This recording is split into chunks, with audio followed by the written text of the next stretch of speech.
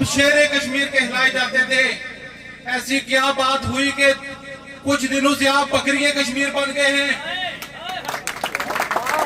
मेरी एक और गुजारिश है कि यूनियन कौंसिल थरोची और हल्का चढ़ोई दिन ब दिन पीछे जा रहे हैं। हम पत्थर के दौर में दाखिल हो रहे हैं और आपने अपना सियासी सफर जो एक मोटरसाइकिल से शुरू किया था, आप कहां पर पहुंच गए हैं? क्या पढ़ाई से लेकर कोटली तक, कोटली से लेकर मुजफ्फराबाद तक, इस्लामाबाद से लेकर यूरोप और यूके तक जो आपने कोठियां, मोहल्लात और अपार्टमेंट्स खरीदे हैं, ये आपके बेटों ने 10 पाउंड फी इकट्ठा करके कमाई की है। बिस्मिल्लाहिर्रहमानिर्रहीम।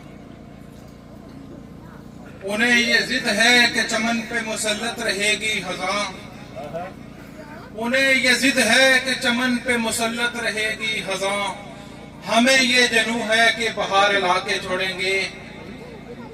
चंगपुर ख्वास वालों, आज आपने दिल खुश कर दिया।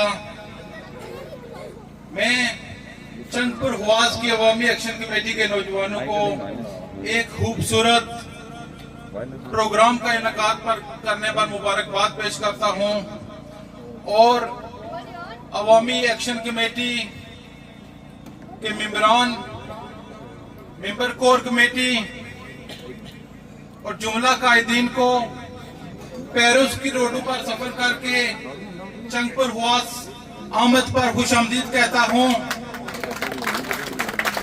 जनाब इम्तियाज असलम साहब, इस उम्मीद पर लड़ रहा हूं मैं जबर के अंधेरों से, इस उम्मीद पर लड़ रहा हूं मैं जबर के अंधेरों से कि तलू जो शहर होगी वो शहर हमारी होगी।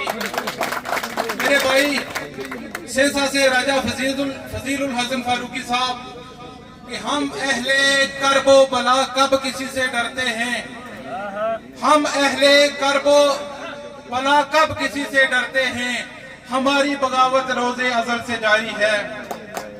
थरोची के मशहूर नौजवानों, आज आपने यूनियन कौंसिल थरोची की महरूमियों का जो बेड़ा उठाया है, सवाल ये पैदा होता है कि हमारी यूनियन कौंसिल और हमारे हलके की महरूमियों का जिम्मेदार कौन है? तो अहबाब ज़ी वकार ये वो नासूर है कि जिसने अवामी एक्शन कमेटी के जिम्मेदारान पर रॉ फंडेड होने का इल्जाम लगाया है।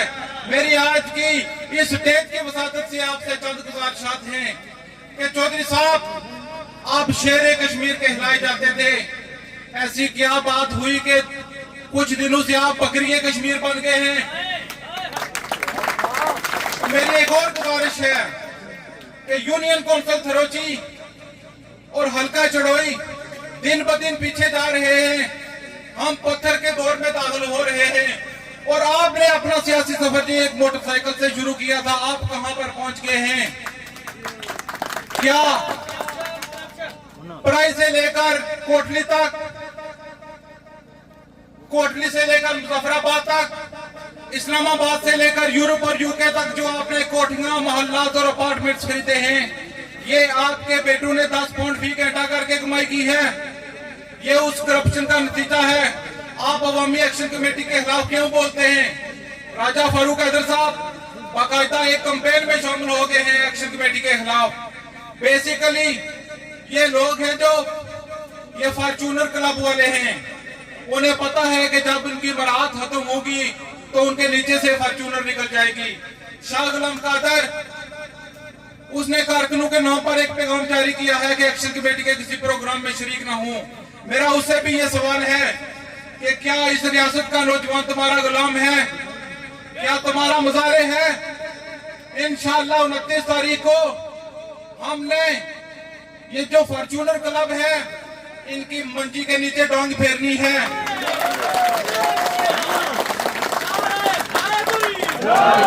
आवाज दो।